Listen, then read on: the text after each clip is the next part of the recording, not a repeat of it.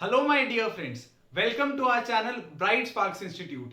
कैसे हैं आप सब? आई होप आपको मैथ्स थोड़ी बहुत तो पहले के कंपैरेटिवली इतनी सी तो इजी लगने लग गई होगी। तो फ्रेंड्स, आज हम पढ़ेंगे sum of first n terms of an AP. Start करने से पहले मैथ्स की एनसीईआरटी बुक, मैथ्स वाली नोटबुक जो आपने मेंटेन की हुई है, और साथ ही साथ पेन ले आओ और फटाफट से शुरू करते हैं। तो प्रीवियस लेक्चर में हमने nth term of an AP पे बेस्ड एक्सरसाइज 5.2 के सारे क्वेश्चंस कंप्लीट किए थे, वो भी आधे घंटे में।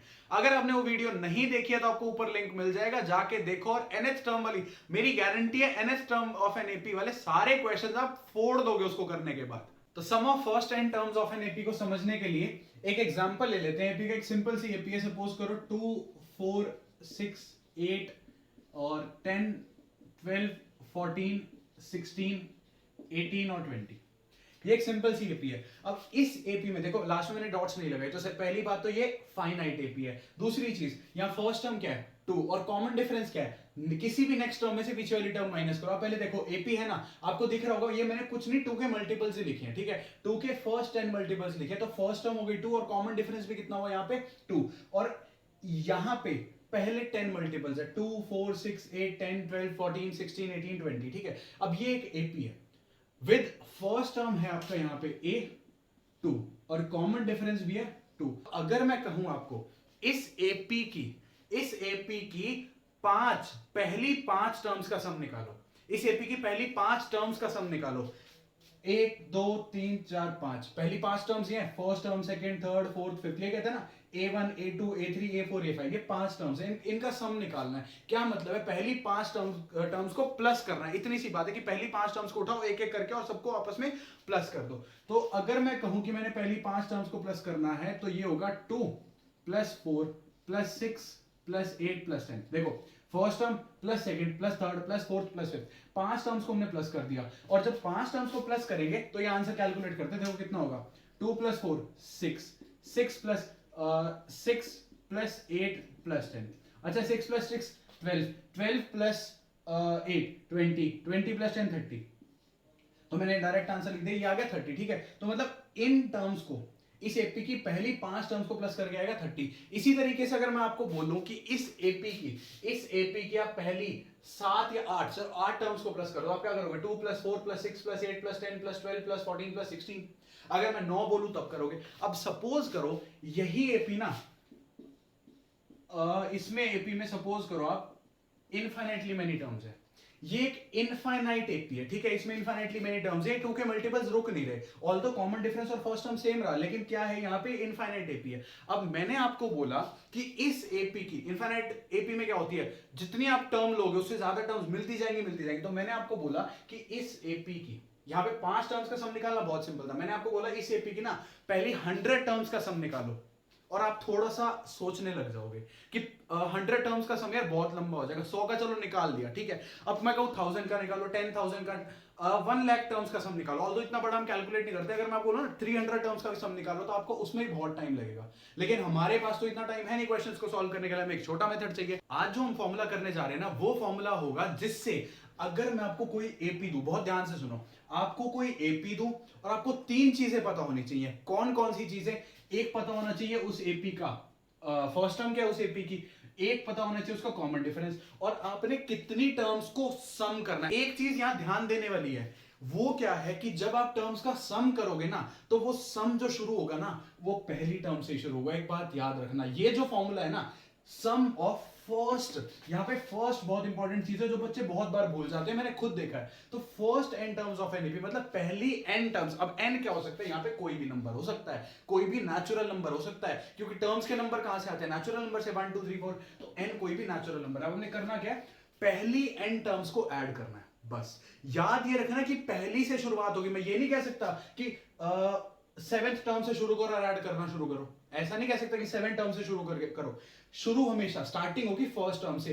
आपको जो पता होगा ना, वो सिर्फ इतना पता होगा किस टर्म तक सम करना है। समझ जाना, वो फर्स्ट टर्म से ही बात कर रहा है। तो ए डी और एन, जो थर्ड चीज पता होनी चाहिए वो होगी एन। एन का मतलब क्या है कि फर्स्ट टर्म से, फर्स्ट टर्म फिक्स है, फर्स्ट टर्म से शुरू करके किस टर्म तक का सम करना है वो एन होगा। मैं बोल रहा हूं पहली 10 टर्म्स का सम करना है तो एन होगा 10। मैं बोल रहा हूं पहली 5 टर्म्स का सम करना है तो एन होगा 5। समझ में आई बात? तो एन कुछ नहीं है, जितनी मैंने टर्म्स को प्लस करना है बस वही नंबर एन। अगर आपको किसी एपी का ए, डी और एन पता है ना, तो आप उसकी जितनी चाहे उतनी टर्म्स का सम बहुत इजीली छोटे से फॉर्मूले से कैलकुलेट कर सकते हो।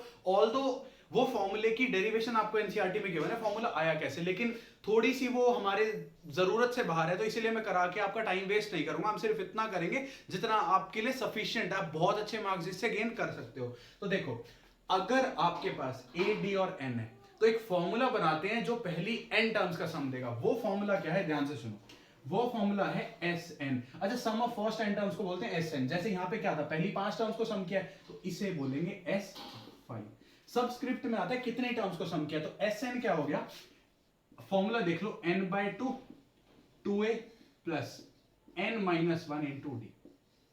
अगर आपको मैं यहां कह दूं 10 टर्म्स का सम निकालना तो आप n को 10 रखोगे। मान लो एपीआई ले लेते हैं कि a क्या है 2 और d भी क्या है 2, तो यहां पे आप रखोगे 10। ठीक है, तो चलो कैलकुलेट कर लेते हैं इसी एपी के लिए s10 कैलकुलेट करके देखते हैं इस फॉर्मूले से। 10 by 2 2 into 2 plus 10 minus 1, n क्या है, जितने टर्म्स तक प्लस करना है 10 टर्म्स तक, माइनस 1 इंटू 2।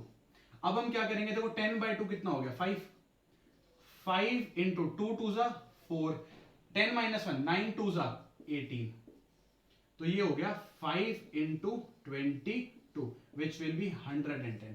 मतलब अगर मैं इस एपी की, मतलब मैं अगर 2 के पहले 10 मल्टीपल्स को ऐड करूं ना तो मुझे 110 मिलेगा। ऐसे अगर मैं S5 निकालने की कोशिश करूं, जैसे हमने यहां पे कैसे निकाला, सिंपल कैलकुलेशन से, देखते हैं कि फॉर्मूला काम का है, सेम आ रहा है या नहीं आ रहा। तो ये हो गया n by 2 5 bye 2 2 into A 2 plus 5 minus 1 into D क्या है 2।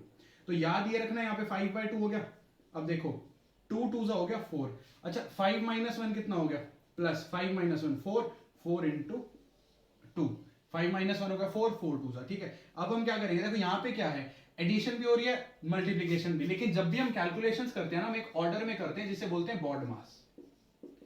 बॉड मास में क्या है, सबसे पहले बी होता है ब्रैकेट के लिए, ठीक है, सबसे पहले आप सॉल्व करोगे ब्रैकेट, फिर कोई ऑफ अगर गिवन है तो वो स्टेटमेंट में, फिर करोगे डिवीजन, मल्टीप्लिकेशन, एडिशन, सब्ट्रैक्शन। ठीक है, तो आपको जब कैलकुलेशंस करनी होती है ना तो इस सीक्वेंस में करनी होती है। तो यहां देखो एडिशन और सब्ट्रैक्शन, एडिशन और मल्टीप्लिकेशन दोनों हो रही हैं, तो एडिशन पहले आ रही है, मल्टीप्लिकेशन, मल्टीप्लिकेशन तो पहले 4 और 2 मल्टीप्लाई होंगे, तो ये हो जाएगा 5 बाय 2 4 प्लस 4 2 सा कितना हो गया 8, तो 5 बाय 2। अच्छा 4 प्लस 8 कितना हो गया 12, ये यहां से कैंसिल हो गया 6 आ गया, तो ये कितना आ गया 5 6 30।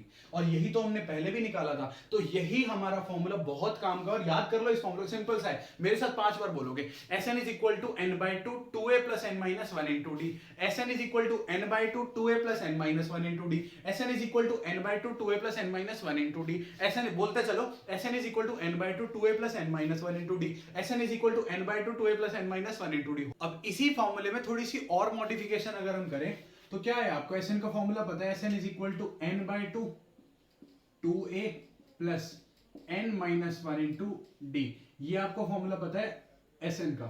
अब अगर मैं देखो n बाय 2 2a का मतलब क्या है, a जो है 2 से मल्टीप्लाई हो रहा है, इसका मतलब a खुद ही से 2 बार ऐड हो रहा है, तो मैं इसको 2a को a प्लस a लिख सकता हूं plus n minus 1 into D, यही फॉर्मूला मैं ऐसे लिख सकता हूं। अब आपको अगर याद हो तो हमने nth टर्म ऑफ NAP की जो एक्सरसाइज थी उसमें an का क्या फॉर्मूला यूज किया था, a plus n minus 1 into d. ये फॉर्मूला क्या कहता है, अगर आपको कोई AP गिवन है जिसमें फर्स्ट टर्म पता है, कॉमन डिफरेंस पता है, और आपको ये पता है कि आपने कौन सी टर्म निकालनी है, उस टर्म का नंबर n पता है, तो आप किसी भी टर्म की वैल्यू कैलकुलेट कर सकते हो। यही पे देखो, यहाँ पे an की वैल्यू क्या थी, a plus n minus 1 into D, तो ये रही ना a plus n minus 1 into D, तो इसकी जगह हम an रख देंगे, तो an रखने के बाद आ जाएगा n by 2 a plus an। ठीक है, अब ये फॉर्मूला क्या कह रहा है, देखो ये भी फॉर्मूला किसका है, Sn का। कंडीशन चेंज हो गई यहाँ पे, जब ये वाला फॉर्मूला था तो मैंने आपको बताया था ये फॉर्मूला कब लगेगा, जब आपको 3 चीजें गिवन होंगी, a d और n। अच्छा ये फॉर्मूला कब लगेगा, ध्यान से सुनो, ये फॉर्मूला और भी सिंपल बनाया जाता है कैलकुलेशन को। ये फॉर्मूला कब लगेगा, जब आपको 3 चीजें पता है। क्या 3 चीजें पता है, AP की एक तो आपको फर्स्ट टर्म बताओ, एक आपको ये पता हो आपने कितनी टर्म्स तक सम करना है, n पता हो, और आपको ये पता हो कि nth टर्म क्या। यहाँ देखो nth टर्म का मतलब क्या, मैं आपको एक छोटा सा एग्जांपल देता हूं।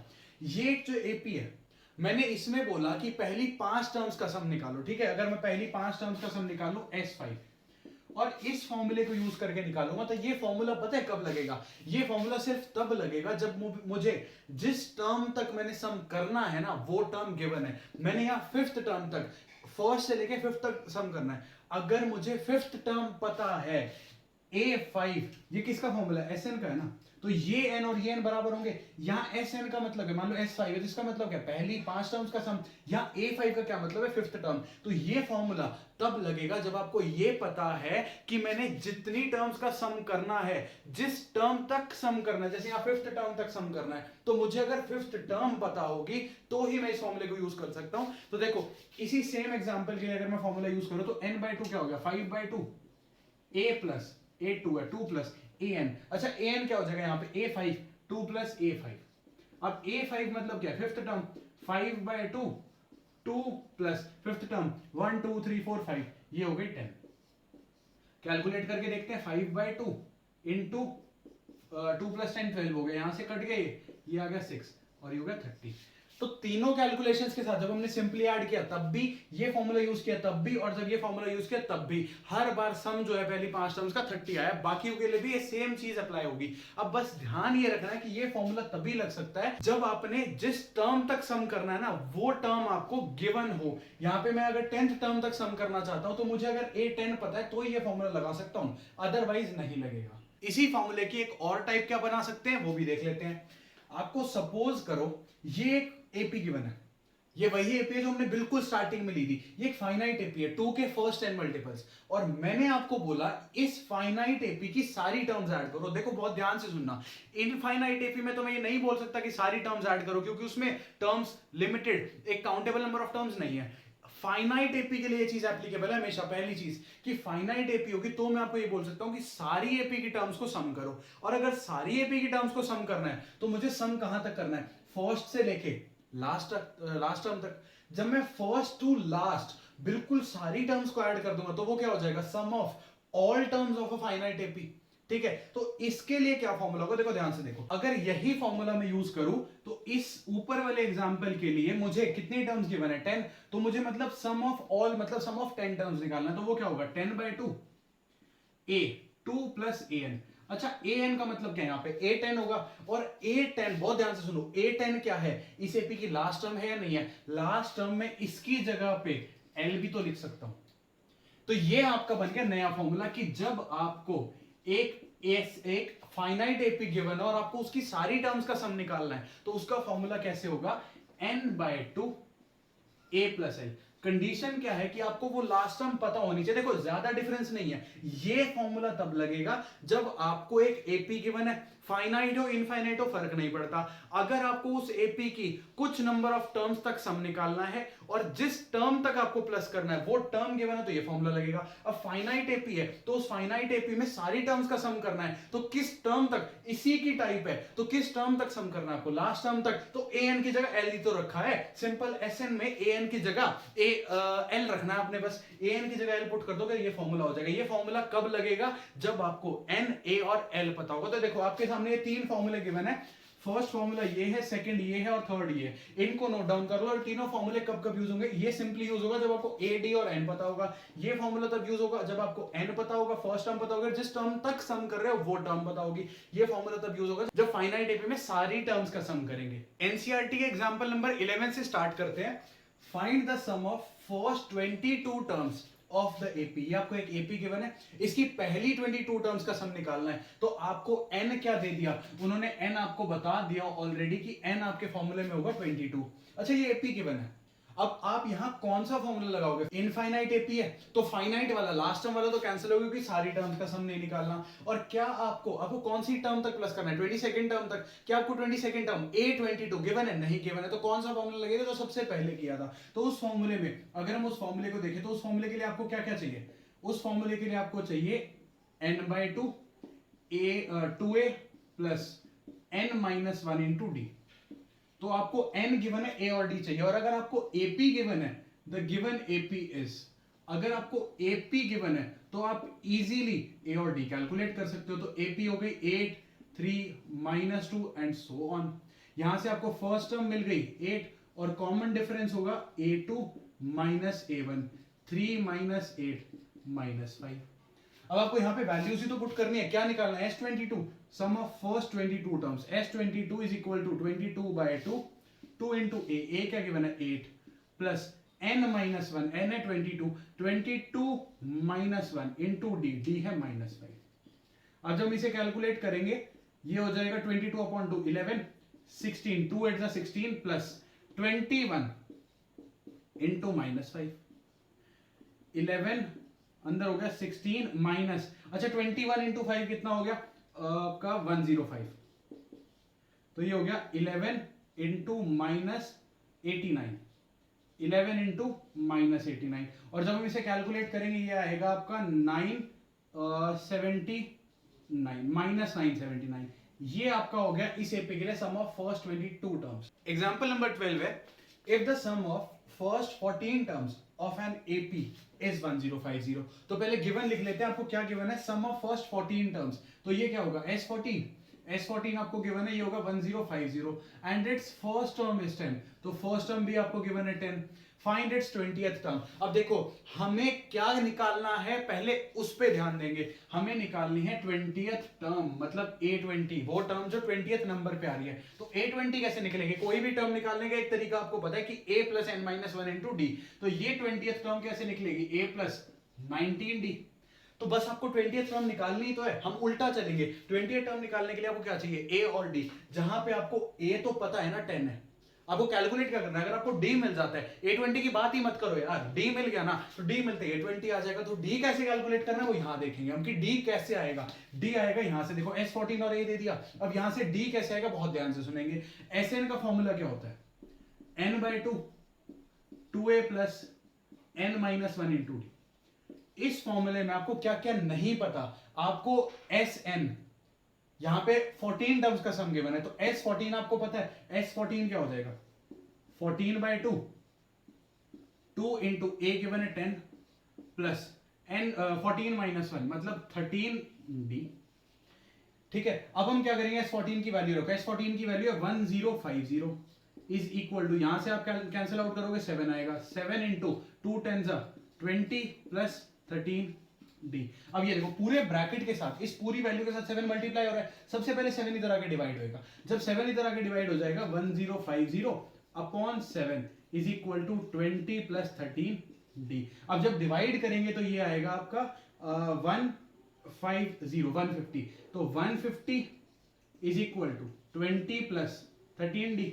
अब यहां से आपको D निकालना है, तो सबसे पहले 20 इधर, फिर बाद में 13। 20 इधर आके क्या हो जाएगा? Subtract 150 - 20 is equal to 13D। 13 अब डिवाइड होगा, किससे डिवाइड होगा? 150 - 20 से आएगा 130 upon 13 is equal to D। यहां से आपकी D की वैल्यू आ गई 10। D मिल गया ना, अब D मिलते इस फॉर्मूले में रख देंगे। अच्छा ये जो काम है आपका रफ का है, तो हम यहाँ पे फेयर में कैसे लिखेंगे इसको? an is equal to A plus, formula लिखना बहुत इंपॉर्टेंट है, n-1 इंटू डी। तो A कौन सा निकालना है? A भैया A20, तो A प्लस 19D। तो A आपको गिवन है 10 प्लस 19 इंटू 10, 19 इंटू 10 आपका हो गया 10 प्लस 190 और ये आ गया 200। तो इसका मतलब 20th टर्म, देयरफॉर आपका ये आंसर होगा 20th टर्म इज 200। इसी के साथ आपका एग्जांपल नंबर 12 भी हो गया सॉल्व। एग्जांपल 13 क्या है? How many terms of the AP 24, 21, 18 and so on, एक इनफाइनाइट एपी है, must be taken so that their sum is 78। क्या पूछ रहा है? ये एक एपी गिवन है आपको, इसकी हाउ मेनी टर्म्स, कितनी टर्म्स को मैं लूं और प्लस कर दूं कि इस एपी की उन टर्म्स को प्लस करके मेरा सम जो है वो 78 है। आपको समझना क्या है यहाँ पे? देखो अंडरस्टूड सी बात है कि जो सम होगा ना वो फर्स्ट टर्म से बात हो रही है। यहाँ पे अंडरस्टूड है, हमें बस ये बताना है कि फर्स्ट टर्म से हम कितनी टर्म्स तक जाएंगे प्लस करते करते। तो बेसिकली आपको ये बताना है n क्या है यहाँ पे, कि कितनी नंबर ऑफ टर्म्स को प्लस करूंगा। तो n क्या लूं मैं कि सम आ जाए 78। तो गिवन क्या है वो देख लो फटाफट से। Sn आपको क्योंकि नहीं पता कितनी टर्म्स को प्लस करके आ रहा है, तो हम इसको Sn मानेंगे, जिसका हमें n कैलकुलेट करना है। Sn sum of n terms, ये हो गया 78। यहाँ पे आपको एक AP जो गिवन है वो उसके लिए फर्स्ट टर्म हो गई 24 और कॉमन डिफरेंस हो गया A2 minus A1। 21 minus 24 is equal to -3। A मिल गया, D मिल गया, Sn मिल गया, क्या बच गया n।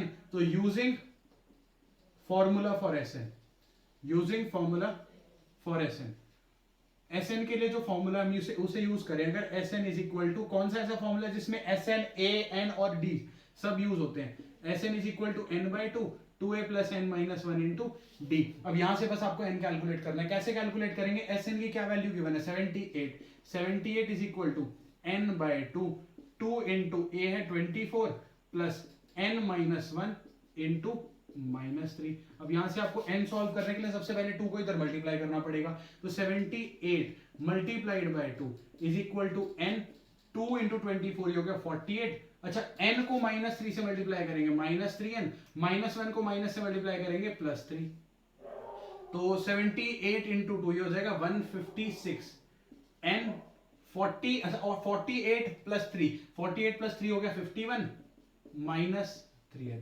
अब इस n को अंदर मल्टीप्लाई करो, जब n को अंदर मल्टीप्लाई करोगे ये हो जाएगा 51n माइनस 3n स्क्वायर और इधर आएगा 156 इज इक्वल टू, अब हम क्या करेंगे 156 को उधर ले जाते हैं तो, और इसको स्टैंडर्ड या चलो 3n स्क्वायर और 51n इसे इधर ले आओ, जब -3n स्क्वायर इधर आएगा क्या हो जाएगा +3n स्क्वायर, 51n इधर आएगा क्या हो जाएगा -51n, साइन चेंज हो जाएंगे और यहाँ पे +156 एज इट इज आएगा।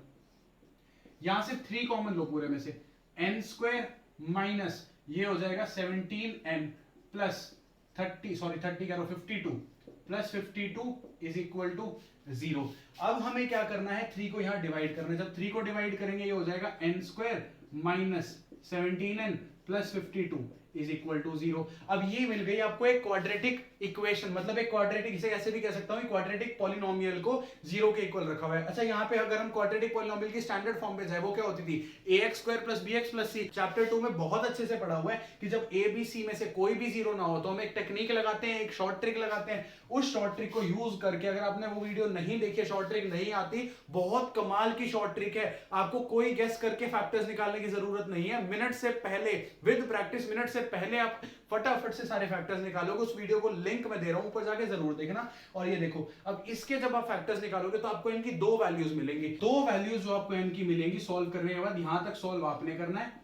जो आपको 2 वैल्यूज मिलेंगी वो होंगी n is equal to 4, n is equal to 13। अब आप मेरे से ये पूछोगे, ये हमारा आंसर आ गया, अब आप ये पूछोगे भैया 4 टर्म्स को प्लस किया तो भी 78 आया, 13 टर्म्स को प्लस किया तो भी 78 आया, ये कैसे कि मैंने जब पहली 4 टर्म्स को प्लस किया 78 आ गया, फिर मैं आगे और भी तो नंबर्स प्लस करूंगा तो नंबर चेंज होना चाहिए, दोबारा 78 कैसे आया। तो बच्चों ध्यान से देखो, इस AP का कॉमन डिफरेंस क्या है, नेगेटिव। जब AP का कॉमन डिफरेंस नेगेटिव होता है, टर्म्स की जो वैल्यू है छोटी होती जाती है।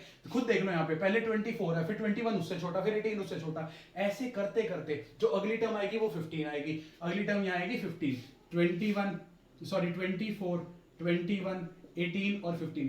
जब हम इन्हें प्लस करेंगे ना तो इन सबको प्लस करके तो आ जाएगा 78, लेकिन इसके बाद भी तो नंबर्स आ रहे हैं, इसके बाद नंबर्स क्या आएंगे 12, 9, 6, 3, 0। फिर एक टाइम क्या होगा कि नेगेटिव में वैल्यूज आने लगेंगे, -3, -6, -9, -12 ऐसे चलती रहेंगी। अब देखो, जब मैंने इन पॉजिटिव नंबर्स को ऐड किया तो 7 यहां तक हो गया 78। अब जब मैं इन नंबर्स को 78 में ऐड करूंगा थोड़ा बड़ा चला जाएगा, लेकिन जब मैं फिर उनमें नेगेटिव नंबर्स ऐड करने लग जाऊंगा, जब मैं पहली 13 टर्म्स को ऐड करूंगा, 1, 2, 3, 4, 5, 6, 7, 8, 9, 10, 11, 12, 13, इन टर्म्स को प्लस करके देखना, जितना ये आगे गया था ना, ये नेगेटिव जो माइनस हो रही है वैल्यूज, ये उतना ही उस सम को पीछे खींच के 78 पे दोबारा लेंगे। इसीलिए यहाँ पे n की 2 वैल्यूज बिल्कुल पॉसिबल है, इसमें डाउट मत लाना। अगर फिर भी नहीं समझ आ रहा तो कमेंट बॉक्स में जरूर बताऊं मैं अपने डाउट्स, हम बहुत खुश होंगे आपके डाउट सॉल्व करके। एग्जाम्पल 14 है, find the sum of first 1000 positive integers. Positive integers कौन से होते हैं, इंटीजर्स क्या है, 0 प्लस -1 प्लस -2 प्लस -3। 0 आपको पता है ना पॉजिटिव होता है ना नेगेटिव, तो पॉजिटिव इंटीजर्स कौन से हो गए 1 2 3 4 5 6 एंड सो ऑन। तो इसने कहा है पहले 1000 पॉजिटिव इंटीजर्स को प्लस करके क्या आंसर आएगा वो कैलकुलेट करो। तो चलो कैलकुलेट करने के लिए पहले हमें एपी बनानी पड़ेगी और एपी के लिए पहले 1000 पॉजिटिव इंटीजर्स लिखने पड़ेंगे। तो पहले 1000 पॉजिटिव इंटीजर्स कौन से होंगे, 1 2 3 एंड चलो यहाँ 4 भी लिख लेते हैं, 1 2 3 4 and so on up to 1000। ये हो गए पहले 1000 पॉजिटिव इंटीजर्स। एक फाइनाइट एपी है। अब ये एपी है नहीं, हमने दिखाया नहीं, बोला नहीं एपी है, ना कहीं से पता चल रहा, उसके लिए हमें प्रूव करना पड़ेगा। तो वो आप प्रूव करोगे a2 माइनस a1 करके और a3 माइनस a2 करके और a4 माइनस a3 कैलकुलेट करके। ये सब कैलकुलेट करके जब आप इक्वल दिखा दोगे, प्रूव कर लेना आपको आता ही एपी है। इसके बाद मैं सीधा फॉर्मूले पे आता हूं। जो ये एपी बनेगी ना, इसके लिए आपको फर्स्ट टर्म मिलेगी 1 और कॉमन डिफरेंस भी क्या मिलेगा 1। तो एस n का यहां कौन सा फॉर्मूला लगाएंगे, फॉर्मूला पहले वाला भी लगा सकते हैं n/2 2a + n - 1 × d, लेकिन यहां ध्यान से देखो कितनी टर्म्स का सम करना है। यहां पे सम करना है 1000 टर्म्स का। फाइनाइट एपी है, इस एपी में टर्म्स कितनी है, वो भी तो 1000 है ना, मतलब सारी की सारी टर्म्स का ही तो सम करना है। तो मैं लास्ट वाला फॉर्मूला लगाना ज्यादा बेटर समझूंगा। तो Sn का फॉर्मूला हो गया n/2 a + l। बस वैल्यू रखो, n क्या है 1000/2, a क्या है 1 + l हो गया आपका 1000, लास्ट टर्म क्या है 1000।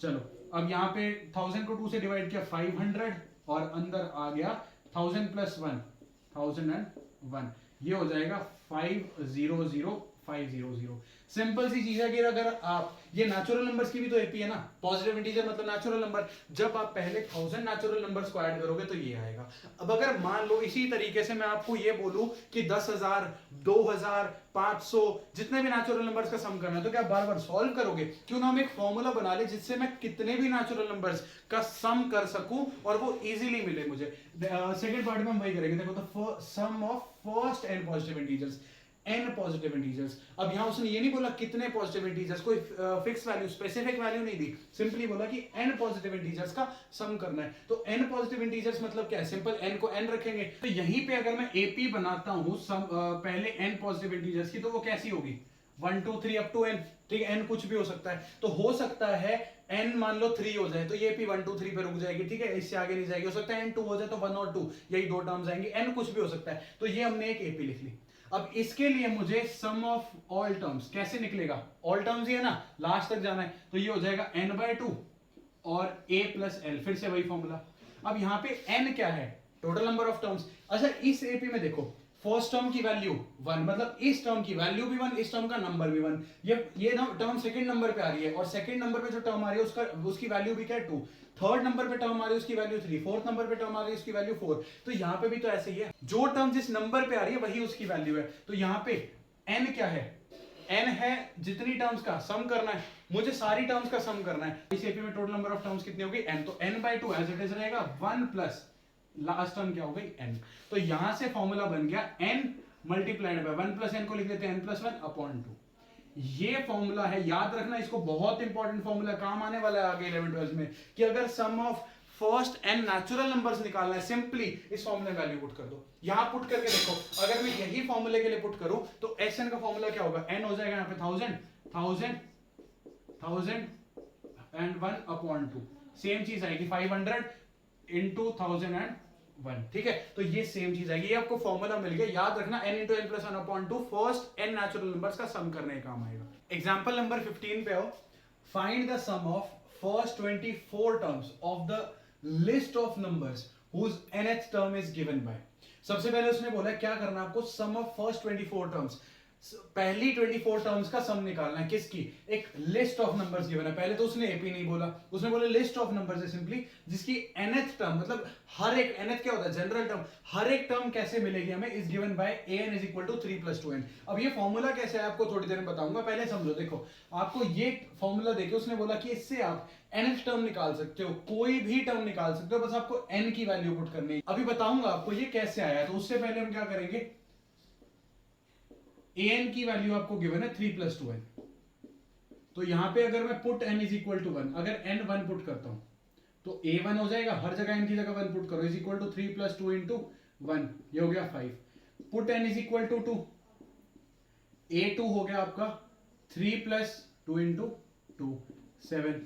इसी तरह a3 जब आप निकालोगे 3 + 2 × 3 9। इसी तरह जब आप a4 कैलकुलेट करोगे वो हो जाएगा 11। 4 से ज्यादा कैलकुलेट करने की भी जरूरत नहीं है। अब यहाँ पे n पे कोई रिस्ट्रिक्शन नहीं लगाई ना कि n यहां से रुक के यहां तक, यहां से स्टार्ट होके यहां तक जा रहा है।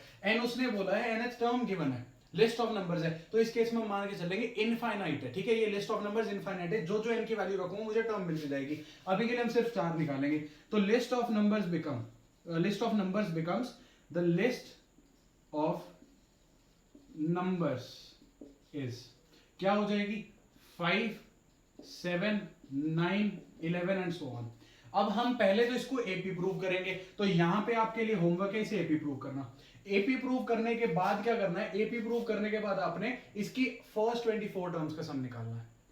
फर्स्ट 24 टर्म्स का सम कैसे निकालेंगे वो आपको बहुत अच्छे से आता है, S24 सिंपली निकाल लोगे, यहां से आपको फर्स्ट टर्म मिल रही है, कॉमन डिफरेंस भी मिल जाएगा, आप S24 निकाल लोगे। अब हम थोड़ा सा ध्यान ना, ये सिंपल है आपके लिए होमवर्क है, हम थोड़ा सा ध्यान इस फॉर्मूले पे देते हैं, फॉर्मूला कैसे है। सपोज करो, ध्यान से सुनो, मैंने आपको बोला कि कोई एपी है, मैंने आपको एपी नहीं बताई, मैंने आपको सिंपली बोला कोई एपी है जिसकी फर्स्ट टर्म, मैंने आपको फर्स्ट टर्म दे दी 5 और मैंने आपको कॉमन डिफरेंस बोल दिया उसका 8 है।